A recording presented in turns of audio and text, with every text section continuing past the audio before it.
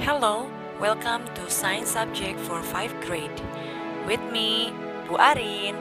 Let's go belajar bareng Bu Arin.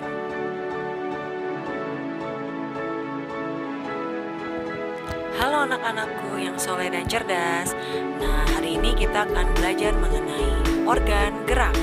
Nah, seperti video yang kalian lihat, ini mengenai organ gerak ya. Apa yang sedang dilakukan oleh anak-anak di video tersebut? Tentunya berolahraga, ya. Nah, olahraga juga adalah salah satu kegiatan yang memerlukan aktivitas gerak ya. Coba silakan kalian bayangkan, apabila kita tidak memiliki tulang, tidak memiliki rangka, apakah kita bisa bergerak? Kita kupas tuntas di materi bab ini.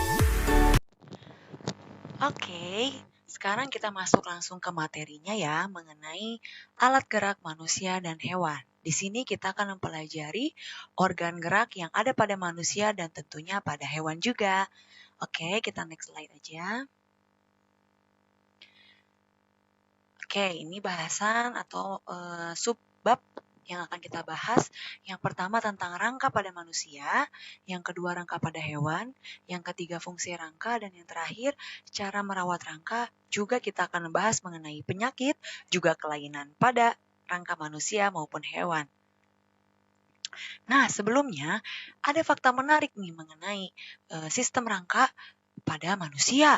Ternyata manusia itu memiliki 300 tulang, tapi khususnya ini anak-anak ya. Namun ketika menjadi dewasa akan berkurang menjadi 206 tulang. Selanjutnya, setiap 7 tahun manusia memiliki tulang baru. Jadi tulang itu dapat memperbaiki dirinya sendiri katanya. Wah, keren banget ya. Kenapa bisa kayak gitu? Tentunya karena kita selalu mengkonsumsi yang namanya kalsium. Tuh, anak-anak di sini pasti suka minum susu kan? Nah, itu hal yang baik untuk membantu dan merawat sistem rangka kita.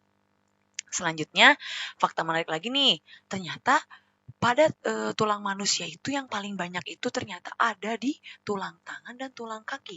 Karena tangan kita itu terdiri dari tulang-tulang yang sangat kecil, disusun dengan sedemikian rupa sehingga membentuk tangan, membentuk kaki. Jumlahnya jika dijumlahkan itu ada 106 tulang loh. Wow, keren sekali bukan? Jadi Allah itu sudah sangat luar biasa ya menciptakan manusia dengan sedetail mungkin gitu ya. Coba anak-anak bayangkan, kalau misalnya tulang kita cuman ada 4 misalnya, bentuk kita nanti seperti apa dong ya? Tidak jelas bentuknya. Kemudian pasti juga tidak akan kuat nih tulangnya kalau karena sedikit. Oke, kita next ya. Nah, pertama Bu Arin akan bahas mengenai fungsi rangka pada manusia. Kira-kira apa sih fungsinya? Nah, ini dia anak-anak. Yang pertama jelas memberikan bentuk, rupa, dan menopang tubuh kita. Coba anak-anak bayangkan sekarang ya, kalau kita tidak memiliki rangka atau tidak memiliki tulang. Kita tidak bisa berdiri dengan tegak, tidak bisa beraktivitas dalam kegiatan sehari-hari tentunya. Ya kita lembek aja kayak slime gitu ya. Mengerikan sekali bukan? Nah, luar biasanya, Masya Allahnya, Allah menciptakan kita dengan rangka yang begitu lengkap. Selanjutnya melindungi organ dalam seperti otak, jantung, dan paru-paru. Tentu ya, karena kalau kita tidak ada pelindungnya gitu ya, otak, jantung, dan paru-paru juga bahaya. Karena ini organ yang amat lunak, betul ya. Dan yang terakhir adalah tempat melekatnya otot juga sendi kita. Nah, yang pertama kita bahas ini mengenai tengkorak nih. Kalian pegang atas kepala kalian bisa dirasakan kita punya tulang tengkorak di atas. Nah, tulang tengkorak ini terdiri dari 8 tulang pipi yang berfungsi melindungi otak jelas ya.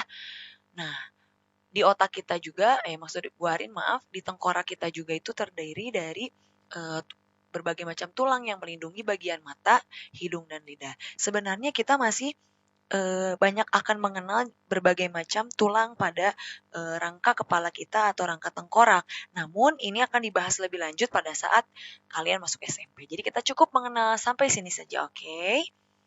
Nah, selanjutnya ada alat gerak lengan. Nah, di sini kalian bisa rasakan juga tangan kalian itu terdiri dari tulang-tulang. Ya, lengan atas itu disebutnya humerus. Nah, pada lengan terdapat tulang panjang yang disebut dengan tulang lengan atas humerus yang terhubung dengan gelang bahu. Berfungsinya ya jelas sebagai alat gerak dan memberi bentuk pada lengan manusia. Selanjutnya ada alat gerak paha. Nah, ini alat gerak paha. Kalian juga bisa rasakan di paha kalian bagian bawah. Ada tulang yang besar ya. Dan tentunya ini kuat. Kenapa? Karena ini tugasnya amat berat. Anak-anakku yang soleh dan cerdas. Dia itu menopang berat tubuh kita. Jadi kalau misalnya kita berdiri itu, tumpuan kita itu banyaknya di bagian tulang paha gitu ya. Dan berfungsi juga untuk alat gerak kita berjalan tentunya. Nah, tulang paha itu terhubung dengan gelang panggul juga bagian bawah yang terdapat tulang kering dan tulang betis. Nah, bisa kalian lihat juga di alat gerak bagian paha itu, dia tulangnya bentuknya itu cenderung seperti panjang gitu ya. Panjang juga dia seperti pipa ya. Nah, itu isinya padat anak-anakku ya. Isinya tentunya ada kalsium gitu ya. Nah, selanjutnya kita pegang sekarang bagian belakang tubuh kalian, punggungnya dipegang coba. Nah, di bagian punggung itu tersusun dari 33 tulang yang berfungsi untuk melindungi sumsum tulang belakang. Kenapa sumsum tulang belakang harus dilindungi? Tentunya harus. Karena tulang belakang kita itu terdiri dari berbagai macam saraf anak-anak. Jadi ketika memang tidak dilindungi ya khawatirnya ketika kita terjatuh misalnya tidak terlindungi dengan baik akan berpengaruh pada sistem saraf kita loh. Nah, ini bagian belakang ini juga perlu dijaga. Anak-anakku juga ketika berdiri harus tegak. Kenapa? Karena kalau misalnya kita miring ke kanan, miring ke kiri, meleok-meleok badannya, itu juga akan menyebabkan penyakit nih nanti pada kelainan rangka yang akan kita bahas di akhir pertemuan nanti ya. Nah, sekarang bagaimana ya caranya tulang dapat saling menyatu? Gimana ya caranya? Coba kita lihat. Nah, ternyata di sini tulang itu disatukan oleh yang namanya persendian. Jadi, sendi itu artinya adalah tempat pertemuan antara dua tulang. Jadi, dua tulang yang bertemu itu adalah sendi atau persendian. Nah, sendi kita juga disatukan oleh jaringan kuat yang diberi nama ligamen. Nah, sekarang ada berbagai macam sendi yang akan kita bahas. Ada 4. Yang pertama engsel, sendi peluru, sendi pelana, dan sendi putar. Kita lihat ya lebih lanjutnya seperti apa. Oke, yang pertama sendi engsel.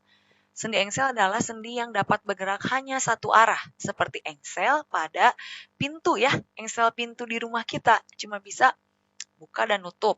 Nah, ini halnya terjadi dengan lutut kita. Coba digerakkan lututnya. Kemudian sikunya juga, coba digerakkan siku.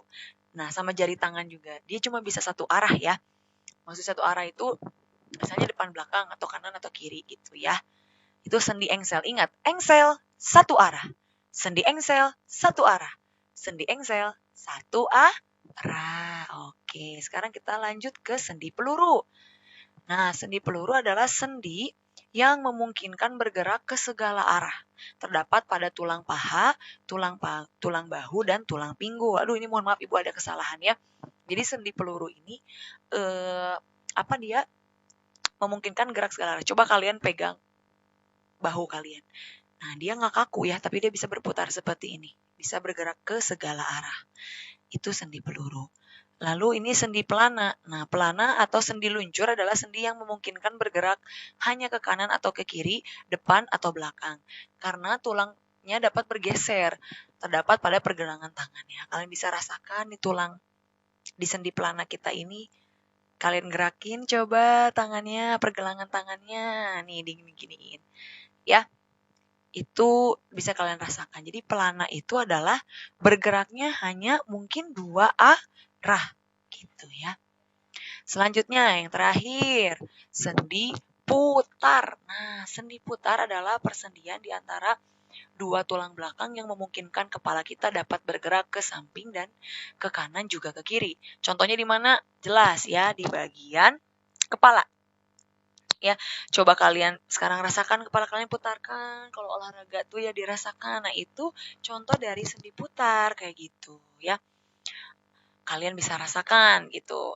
Nah, untuk materi hari ini kita cukup sampai persendian dulu.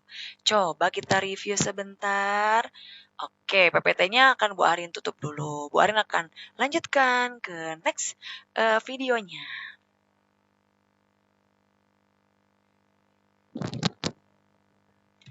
Nah, bagaimana kanak?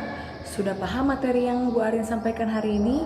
Jika belum paham, anak-anak bisa bertanya lebih lanjut kepada Bu Arin ya. Bisa lewat WhatsApp ataupun komen di Google Classroom.